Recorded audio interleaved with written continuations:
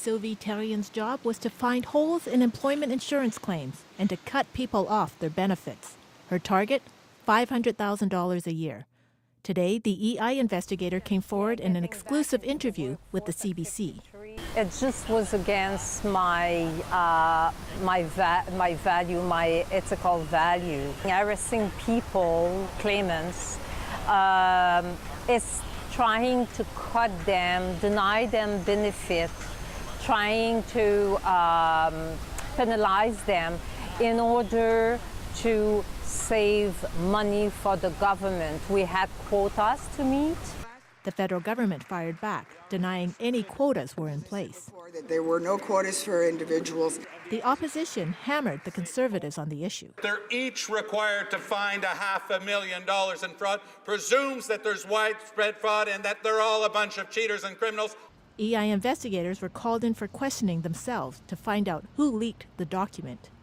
Witch hunt terminology is, I guess it definitely describes what was happening, because they were trying to find out who had in fact told the media that there were targets that had to be achieved.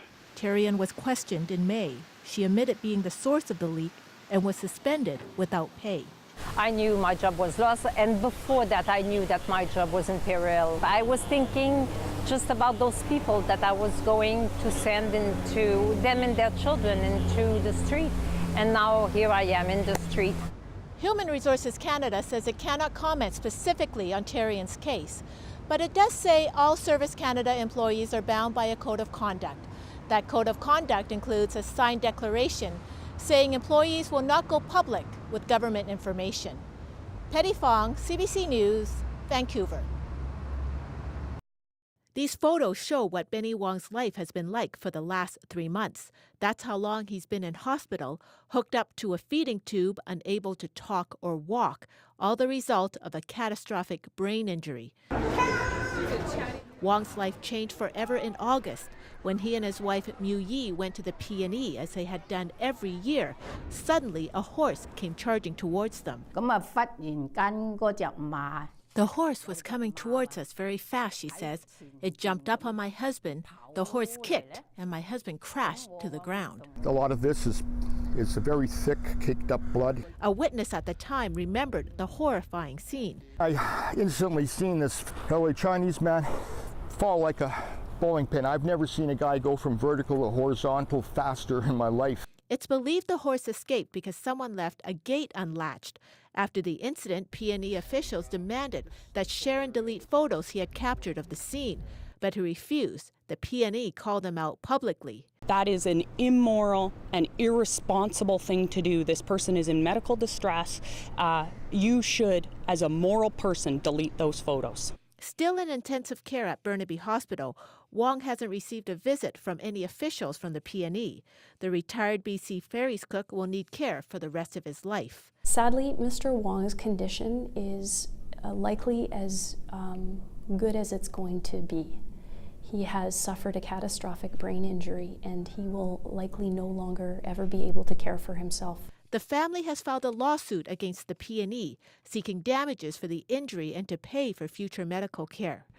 Mu Yi Wong says the image of her husband being trampled is burned in her memory. The blood was coming down, she says. I was scared. I was most scared at that moment. The P&E declined comment today as the case is now before the courts. It has not yet filed a response to the civil claim. Petty Fong, CBC News, Vancouver. If you're a dad who promised your kids ski lessons this Christmas, you do what you can. They didn't even go to sleep last night. That's how they were excited. So they woke up in the morning, go.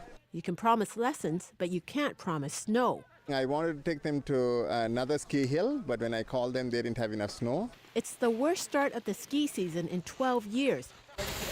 Just 30 centimeters so far here at Mount Seymour. The bunny runs are open. Not enough snow means lots of new and young skiers are on the slopes. We were surprised they brought them to the bunny hill this year, but I guess because it's not crowded, it's pretty safe for them to learn on, which is nice for him to try the big hill. For season ticket holders, it's been a bum season so far. Mount Seymour officials say no refunds yet, the snow will come. Our pass holders, we've done a lot to keep them informed with conditions, and they're very eager to get out on the hill, and we can certainly appreciate that. But we say to them that we have 3 to 4 months to look forward to. Be patient. Snow will be on its way, and we'll enjoy a good winter coming up. This season pass holder said she's been up for the last 2 weekends, teaching her kids how to ski. People can still take advantage of what's here. Just come up and do what you can, and eventually the snow gods will bless us and we'll get more runs. While there may not be enough snow for experienced snowboarders and skiers, those tobogganing and sledding found there was enough snow for them, especially for those who were really close to the ground. Last year, there was 3 times as much snow as what you see today, over 100 centimeters, making it a very good Christmas for the mountains. There will be snow in the forecast soon. Petty Fong, CBC News, North Vancouver. By now, you've probably seen someone puffing on one of these. They're called electronic cigarettes, e-cigs. They've been around for about a decade, but sales have skyrocketed in the last year. At City Cigar, they've tripled their sales of e-cigarettes. An e-cig is all about just fulfilling that need, having a little puff, having some sweetness in your mouth, and enjoying the smoke. It's got nothing to do with fulfilling that nicotine habit. But just because e-cigarettes are considered safer for your health than tobacco, that doesn't mean they're safe to smoke. This health scientist says there's still many unanswered questions about the long-term effects of e-cigarettes. Maybe it's more analogous to, is it safer to have a pistol as opposed to an AK-47? So yes, it's safer, but how much safer, and is it safe enough just to allow anybody to use them? Health Canada has a ban on e-cigarettes containing nicotine, but those on sale here at City Cigar don't have any nicotine in them. New York City has just banned e-cigarettes in public places where tobacco cigarettes are banned. No, I think it's a really stupid idea that we're dealing with a situation. If we look at Canada, for instance, we know that in the next 25 years, based on current trends in consumption, 1 million of our fellow Canadians are going to die as a direct result of cigarette smoking. They're all already smoking.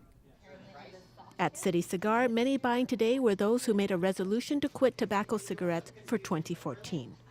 Another reason why e-cigarettes are growing in popularity, the price. These are about 1/4 the price of tobacco cigarettes. Petty Fong, CBC News, Vancouver.